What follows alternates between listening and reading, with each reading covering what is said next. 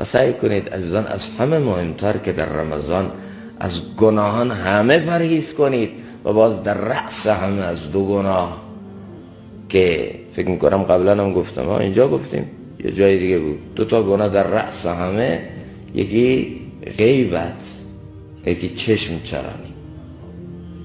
این دوتا دیگه واقعا نور و برکت رمضان رو میبره. شما از اون بر نور طاعت، نور عبادت، نور سحری، نور افطاری، نور طاعت، نور بندگی، از این بر موش تا انبان ما حفره زده است و از فنش انبار ما خالی شده است. از اون برای داره نور جمع میکنه، برکت جمع میکنه، از این ور داره خوبی های رمضان، از این ور داره موش هوا و هوس با غیبت، موش هوا و هوس با چشم چرانی، موش هوا و هوس با لقمه های حرام، با دروغ، داره همه رو میبره. لذا عزیزان از همه گناه ها پرهیز کنن، خصوصا این دوتا گناهی که دیگه الان قبحش از دلها رفته. متاسفانه ما اینا رو از لیست گناه ها خارج کردیم، اینا رو اصلا احساس گناه هم با اینا نمی کنیم متاسفانه، در صورتی که چقدر وعیدهای سختی آمده در قرآن. چه تعبیری به کار رفته برای کسی که غیبت میکنه؟ چیه؟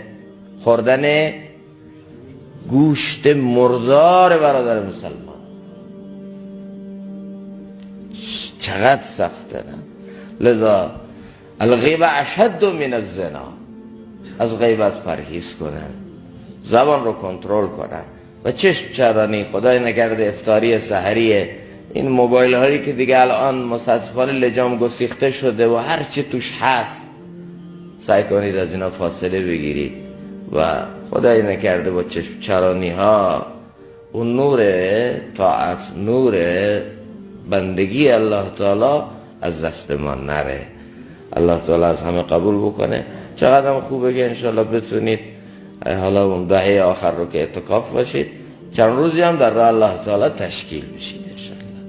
یعنی یه فرصتی از دهه اول، دهه دوم، هر زمان براتون مهیا شد انشالله تعالی چند روزی هم بتونید در راه الله تعالی تشکیل بشید که هم برای اصلاح خودمون فکر کنیم و هم از فرصت رمضان که دلها نرمتره برای اینکه دیگران رو به سمت دین راغب کنیم. الدال علی الخیر کفاعله. این بسیار ارزشمنده. تجربه ثابت کرده که ترک گناهان در رمضان آسان تره. چرا؟ چون از این طرف شیاطین در قل و زنجیرن، وسوسه های اونا کمتره، از این طرف دیگه نفس رو شما با تشنگی و گرسنگی ها کنترل کردی. این دو تا چیز زمینه گناه ایجاد میکنه. یکی